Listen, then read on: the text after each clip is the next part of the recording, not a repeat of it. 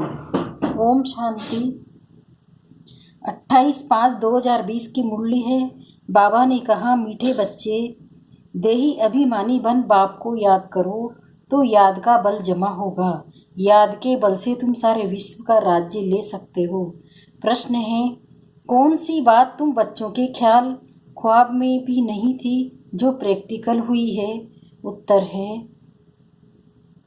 तुम्हारे ख्याल ख्वाब में भी नहीं था कि हम भगवान से राजयोग सीख कर विश्व के मालिक बनेंगे, राजाई के लिए पढ़ाई पढ़ेंगे। अभी तुम्हें अथाह खुशी है कि सर्वशक्तिमान बाप से बल लेकर हम सतयुगीश्वर राज्य अधिकारी बनते हैं। ओम शांति। यहाँ बच्चियाँ बैठती हैं प्रैक्टिस करने के लिए। वास्तव में यहाँ संदली पर बैठना उनको चाहिए जो देही अभिमानी बन बाप की याद में बैठे। अगर याद में नहीं बैठेंगी तो वो टीचर कहला नहीं सकती। याद में शक्ति रहती है, ज्ञान में शक्ति नहीं है। इसको कहा जाता है याद का बल। योग बल सन्यासियों का अक्षर है। बाप डिफिकल्ट अक्षर काम में नहीं लाते। बाप कहते हैं, बच्चों अब बाप को याद करो जैसे छोटे बच्चे माँ बाप को याद करते हैं ना। वो तो देहधारी है, तुम बच्चे हो विचित्र। ये चित्र यहाँ तुमको मिलता है। तुम रहने वाले विचित्र देश के हो, वहाँ चित्र रहता नहीं। पहले पहले ये पक्का करना है, हम तो आत्मा हैं। इसलिए बाप कहते हैं, बच्चे देह अभिमानी बनो, अपने को आत्मा निश्चय करो। तुम निर्वाण देश से आए हो, वो तुम सभी आत्माओं का घर है। यहाँ पाठ बजाने आते हो। पहले पहले कौन आते हैं ये भी तुम्हारी बुद्धि में है। दुनिया में कोई नहीं जिसको ये ज्ञान हो। अब बाप कहते हैं, शास्त्र आदि जो कुछ पढ़ते हो उन सबको भूल जाओ। कृष्ण की महिमा, फलाने की महिमा कितनी करते हैं। गांधी की भी कितनी महिमा करते हैं, जैसे कि वो राम राज्य स्थापन करके गए हैं।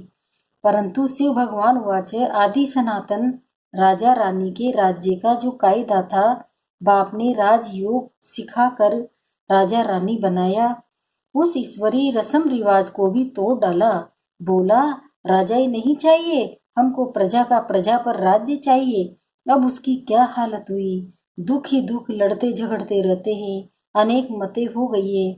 अभी तुम बच्चे श्रीमत पर राज्य लेते हो। इतनी तुम्हारे में ताकत रहती है जो वहाँ लश्कर आदि होता नहीं। डर की कोई बात नहीं। इन लक्ष्मी नारायण का राज्य था, अद्वैत राज्य था। दो थे ही नहीं, जो ताली बजे उसको कहा ही जाता है अद्वैत राज्य।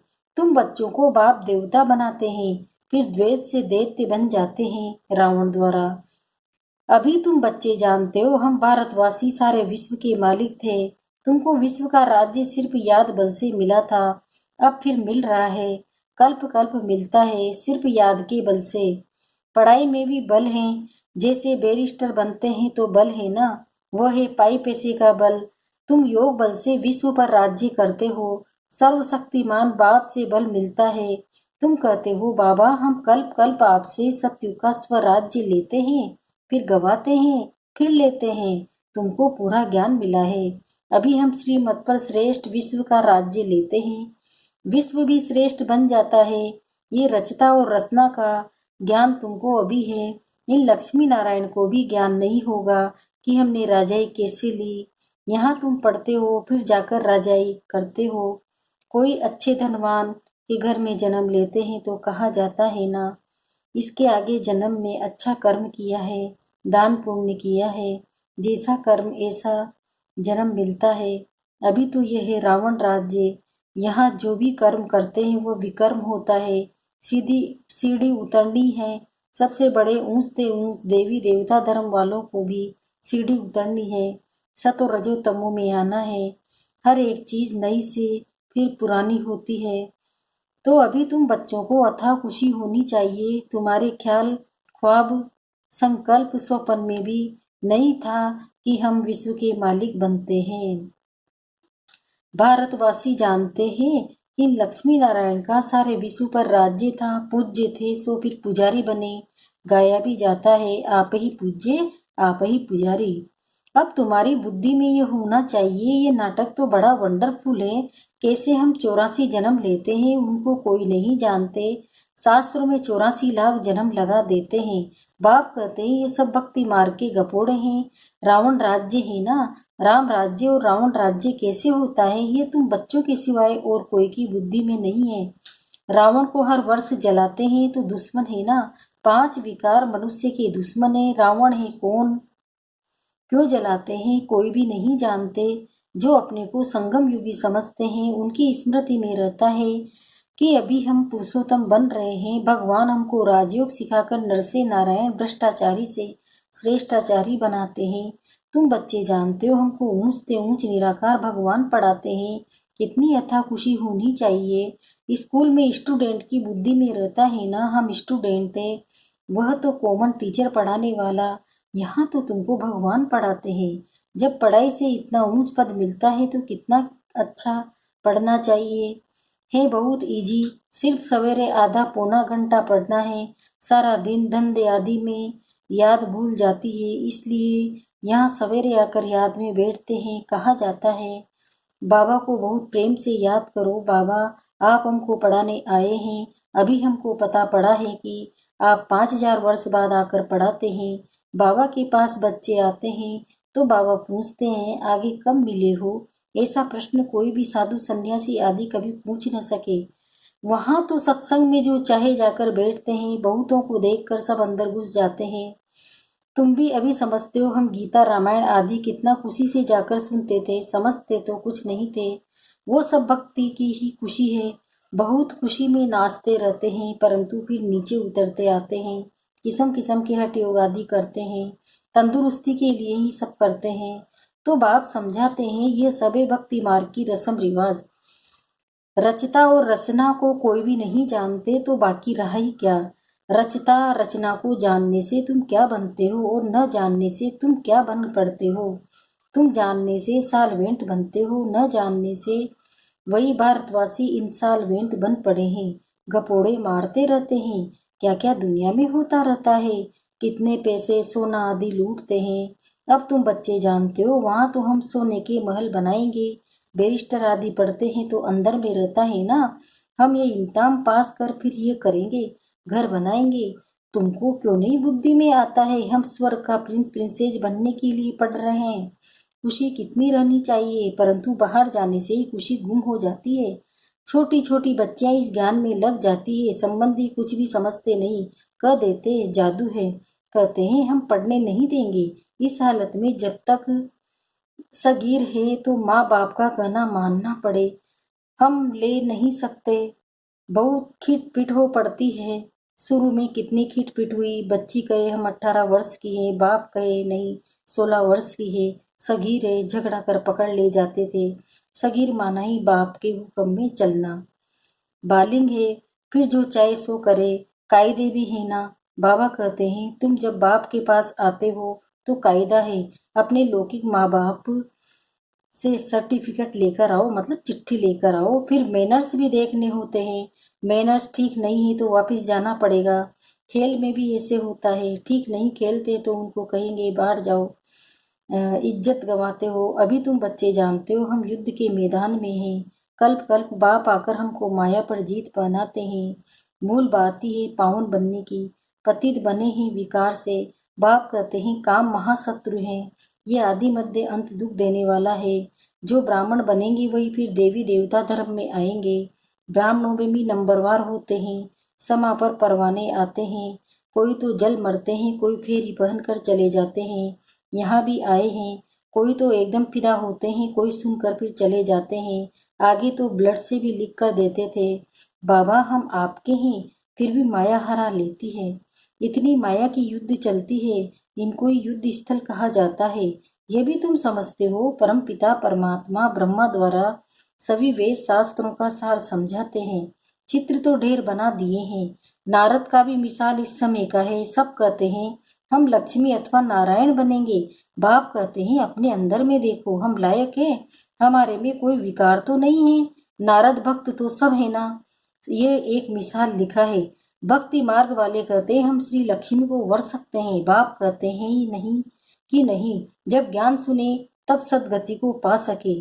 मैं पतित पावनी सबकी सदगति करने वाला हूँ। अभी तुम समझते हो बाप हमको रावण राज्य से लिबरेट कर रहे हैं। वह है जिस्मानी यात्रा। भगवान वाच मन मना भव। बस इसमें धक्के खाने की बात नहीं। वह सब है भक्ति मार्ग के धक्के। आधा कल्प बाप का दिन, आधा कल्प ब्रह्मा की रात। तुम समझते हो हम सब भीखे का अभी आधा कल्प दिन होगा। हम सुखधाम में होंगे, वहां भक्ति नहीं होगी। अभी तुम बच्चे जानते हो हम सबसे साहूकार बनते हैं तो कितनी खुशी होनी चाहिए। तुम सब पहले रब पत्थर थे, अब बाप दार पर चढ़ा रहे हैं। बाबा जोर भी है ना। ड्रामा अनुसार बाबा ने रथ भी अनुभवी लिया है, गायन भी है। गांव का छोरा कृष्ण गांव का छोरा कैसे हो सकता है? वो तो सतयुग में था। उनको तो झूलों में झुलाते हैं, ताज पहनाते हैं, फिर गांव का छोरा क्यों कहते? गांव के छोरे श्याम ठहरे, अभी सुंदर बनने आए हो। बाप ज्ञान की सिरान पर चढ़ाते हैं ना। ये सत का संग कल्प कल्प कल्प में एक ही बार मिलता है, बाकी सबे झूठ संग। इसलिए बाप कहते हैं hear no evil see no evil. ऐसी बातें मत सुनो जहाँ हमारी और तुम्हारी ग्लानि करते हैं। जो कुमारियां ज्ञान में आती है वो तो कह सकती है कि हमारा बाप की प्रॉपर्टी में हिस्सा है, क्यों ना हम उनसे भारत की सेवा अर्थ सेंटर खोलूं। कन्यादान तो देना ही है, वो हिस्सा हमको दो तो हम सेंटर खोले, बहुतों का कल्याण होगा। ऐसी युक्ति रचनी चाहिए। ये है तुम्हारी ईश्वरीय मिशन। तुम पत्थर बुद्धि को पारस बुद्धि बनाते हो। जो हमारे धर्म के होंगे वो आएंगे। एक ही घर में देवी देवता धर्म का फूल निकल आएगा, बाकी नहीं आएंगे। मेहनत लगती है ना। बाप सभी आत्माओं को पावन बनाकर सबको ले जाते हैं। इसलिए बाबा ने समझाया था संगम के चित्र पर ले जाओ। इस तरफ है कलयुग, उस तरफ है सतयुग। सतयुग में है देवताएं, कलयुग में है असुर। इसको कहा जाता है पुरुषोत्तम संगम युग। बाप ही पुरुषोत्तम बनाते हैं। जो पढ़ेंगे वो सतयुग में आएंगे, बाकी सब मुक्तिधाम में चले जाएंगे, फिर अपने अपने समय पर आएंगे। ये गोले का चित्र बड़ा अच्छा है।